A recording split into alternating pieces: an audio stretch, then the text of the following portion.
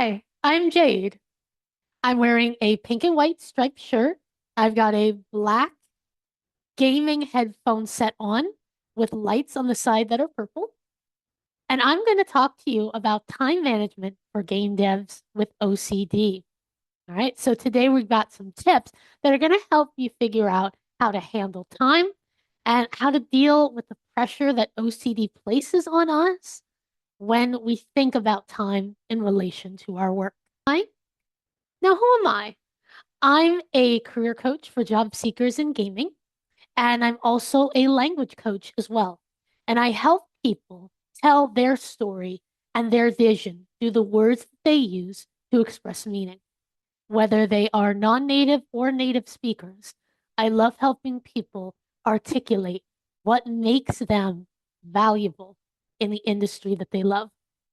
So now let's take a look at how those tips can increase your value in the industry you love. Our primary goal today is going to be reducing temporal pressure.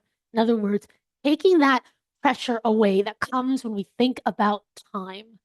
And as someone with OCD, I know what it's like to be stuck in thoughts, recheck things, and just not be able to move through things that for many people are quite simple. I've had OCD since I was, probably like a teenager. It's always been very difficult to deal with, but time was like one of the biggest things that made it even more difficult. And that's what I'm here to help you with.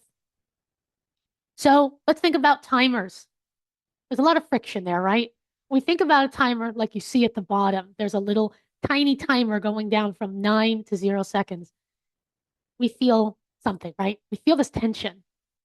And as people with OCD, it makes us think, oh gosh, I'm running out of time. And you keep looking at the clock, you keep looking at the clock.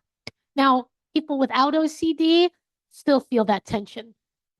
It's heightened when you have OCD and you start focusing on the clock. And we end up continuing to check and recheck to make sure we have enough time to finish what we need to do.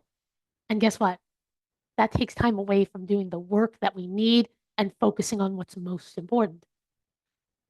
So, what happens is we feel this trap.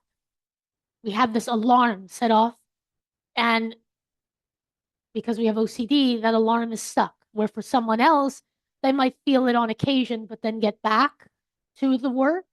For us, it's like an ongoing alarm. Like it's hard to break out of that feeling of emergency. So that's why I believe it's better to shift your perspective. Go from a timer to a stopwatch.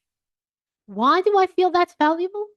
Timers go down and they take away from what you feel you have. It's like something is decreasing and being removed from you. Where stopwatches, they go up. They show you how much time you've spent as opposed to how much time you have left. And this gives us a sense of control over how we spend that time. Think about it. You have a stopwatch and it goes up, it goes up, it goes up. You want to test how long you've been running. You want to think about, what you are, how long you've been spending on a project. Well, think about it in terms of I want to work on this. So the more that I work, the better it is.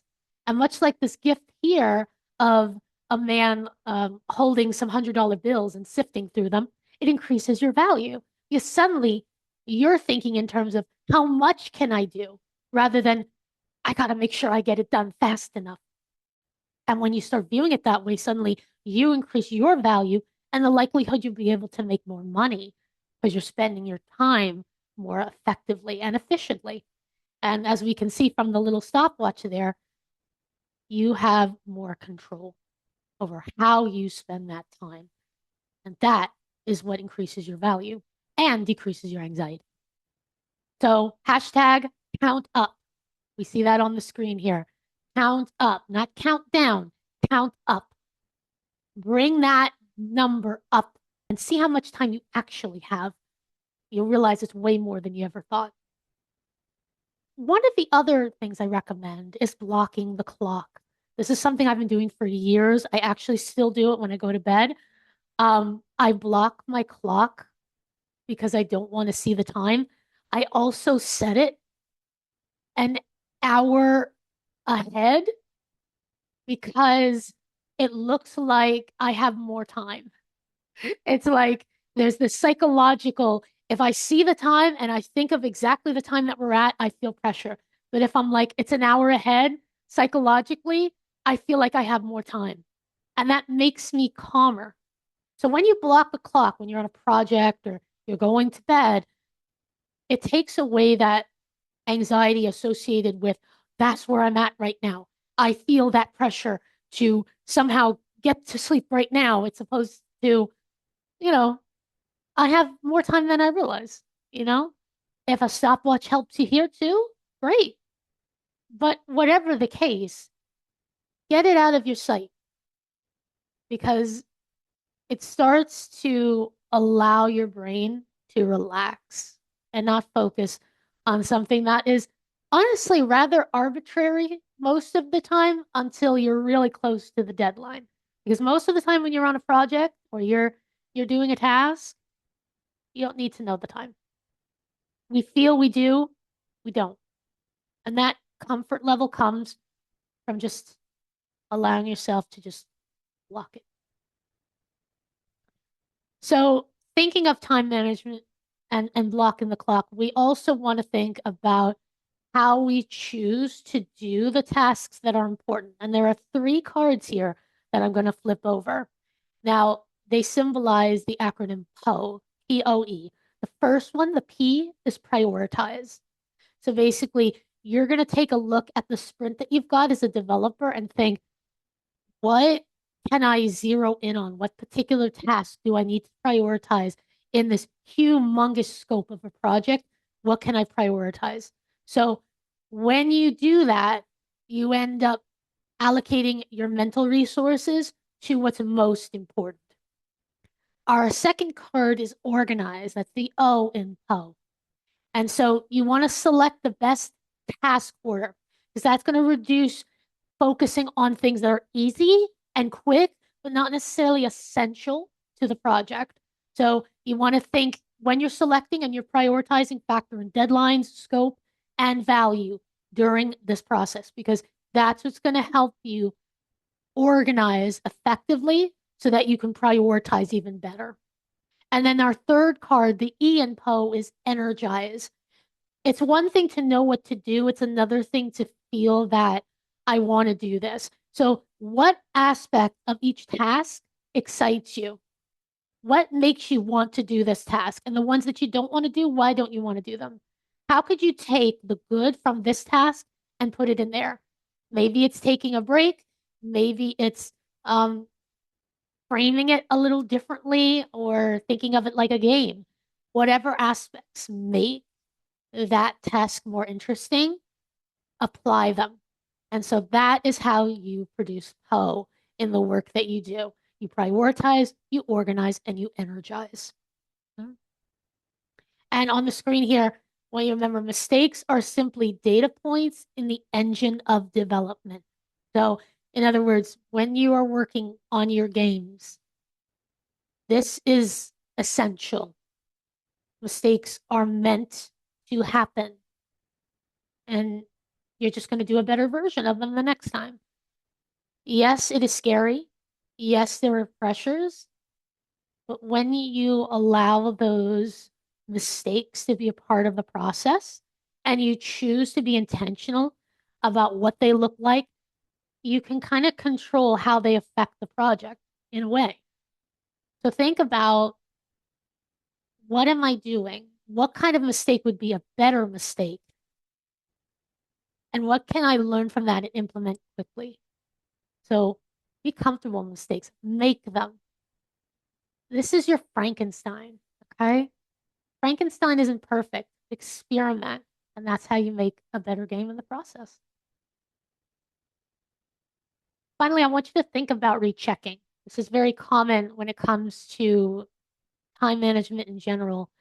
And it's something that is very difficult to kind of fully like deal with. I think it's just our tendency as people with OCD to check and recheck. So I want you to think in terms of converting, externalizing, and trusting. Okay, so we have three cards here. So the reason I'm thinking of conversion is because depending on where you work, you may have to work in different time zones. So I want you to think in terms of don't check the time, don't check the time zone conversion as much either. So you are if you have a project and you have a company that works in another state, another country or another state, it's often very easy to like, I gotta figure out the conversion, and then you look at that conversion over and over again, or you choose not to allow that to be your priority.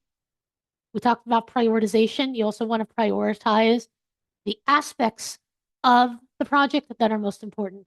And checking the time constantly is not a priority. You're gonna be nervous, it's gonna happen. So choose to prioritize what's most important and allow whatever feelings you have to happen. Okay. And then when you have this kind of deadline coming, write it down. You know, write your deadline down. Get it on a piece of paper. See it in front of you. Okay. And then cover it. You know it's there, but also cover it. Like if you need to look at it, it's there and it's present, but it doesn't have to be right in your face. When you have that deadline, it can be really intimidating. But you can also think, that's the point I need to get to. So work backwards, kind of like the stopwatch, and you're kind of working up. Work backwards. It's not about how little time you have, it's about how much time you have left to get to that. All right. So today you're going to be doing this and this and this and this and this. And then that deadline is hit. And if you don't, improvise. There's always room when you see, okay, this is how much time I actually do have. I can always add more. All right. And so when you visually see that and then you cover it up, you know that it's there and you can address it when you need to, but it's not always in your face. And sometimes having that balance of presence, but not like visual presence, it's just the knowledge that it's there can make a difference. And then trust yourself. When you are rechecking or you have that urge, sometimes, it's going to happen. You may do it one time, be sure, fine. But when you have that urge, trust yourself. There's this thing called object permanence, and where you have something and it's there because it's an object. It takes up physical space and it's there. Once you see it, it's there. And I think that's the same thing we need to think of time. There's like an object permanence, a concreteness to it that if we realize, okay, it's there, we can leave it alone. It's because we can't touch it that we think it's not there. But if we imagine time as an entity, as something that can be held, we realize that it's always there. And we don't need to know exactly how it fluctuates.